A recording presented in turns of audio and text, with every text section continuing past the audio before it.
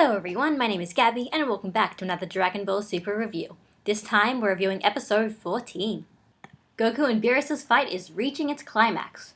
Goku puts all of his power into trying to defeat Beerus, but it's not enough.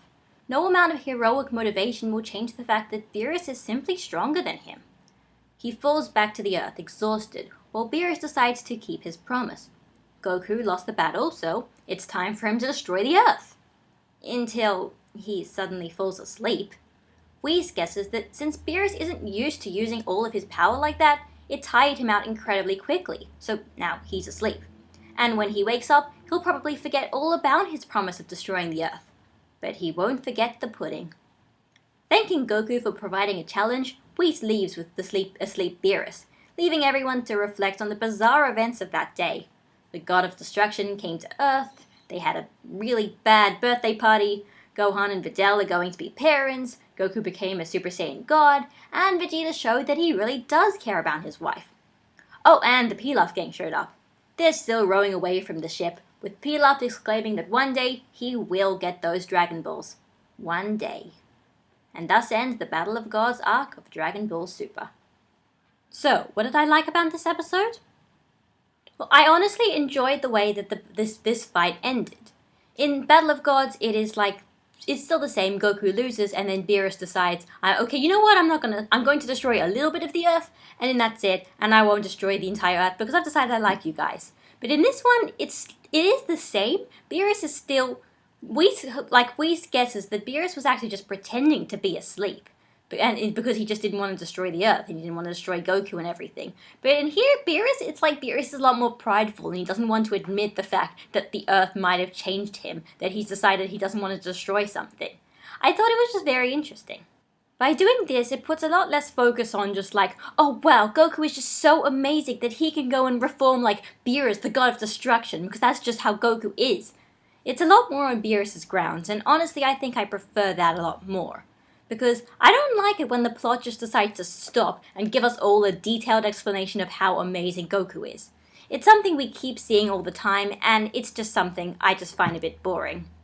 Also, in changes from Battle of Gods, there are a lot more mysteries that are left open, in that they don't explain who Whis is, they don't explain that Whis is stronger than Beerus, and they don't explain about the 12 universes. I actually think that's a good thing, because this is the end of an arc, not the end of a movie. They're allowed to keep things open because, well, we already know next week there's going to be another episode, and they're going to explain things. So they can leave these revelations for later on when, maybe it might be more dramatic, or it might be more interesting to explain it then, as opposed to just, as a throwaway line in the end of an arc. I also really enjoyed the animation and the fight choreography in this episode. It's kind of got the opposite problem of episode 12, in that the animation is all really good, the art just isn't always the best. And by art, I mean if characters look on model or not. And so, whereas in episode 12, the characters always look on model, but the animation at some points was sort of non-existent. Honestly, in between those two, I think I would prefer good animation, but sometimes it looks off, then it looks all good, but there's barely any movement at all.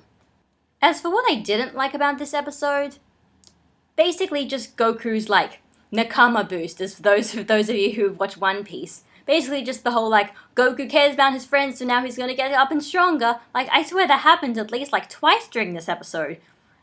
Just the whole oh, Goku's down, but now he's back up and he's still got more power left. And it is cool, I guess, but there's only so many times you can play that card until it starts getting repetitive. And by this episode, it had started getting repetitive. Also, this might seem like a bit of a nitpick, but can we not have Goku, do a Kamehameha, every episode? I think it works better when it's, his trump card and he doesn't just use it all the time. Because at the point it started to lose its appeal. It's just started to be oh, it's just another Kamehameha. It's not cool anymore. So next episode, now that the Battle of Gods arc is over, we are getting what seems to be filler with Mr. Satan. If you saw this preview and you weren't immediately excited for episode 15, you are lying. You are lying. I definitely want to see this episode. Because honestly, at this point, filler is really interesting because it's something new and it's something we haven't seen. I don't know what's going to happen, and it sounds like it's going to be hilarious. So I'm really looking forward to that. So that was Dragon Ball Super episode 14. I honestly did enjoy it. Well, the fight, it was really hard to differentiate it from Battle of Gods, to be honest, but I did like the things that they changed and the things that they put in and the things that they left out compared to the movie. I think this was a very good way of ending off an arc as opposed to ending off this really big high stakes movie. Now, I bet you're wondering, what do I think about the arc compared to Battle of Gods in general? If you want a really long, detailed answer, I pretty much explain all of my opinions on absolutely everything on Geekdom 101's channel. I had a Talk Dragon Ball with him, and Super Jane, and Quaman's Land. So you can give that a shot. I might put in the video description, I might put annotation to it, so you can watch that, and then you can find out my opinion.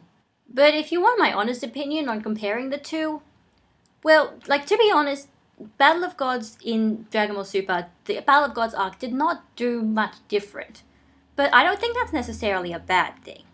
Really, I'd sort of recommend watching the Dragon Ball Super version of Battle of Gods for the people who did already watch Battle of Gods and who really liked it but thought that there wasn't enough action for them, because that's something that Dragon Ball Super really did fix.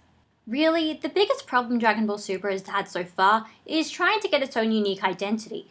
Because the first arc is just them recapping the events of a movie and not changing much, there's not much to say about Dragon Ball Super that hasn't been said about Battle of Gods. It's a bit difficult to work out my opinions on something that's just recapping something that I saw a while ago.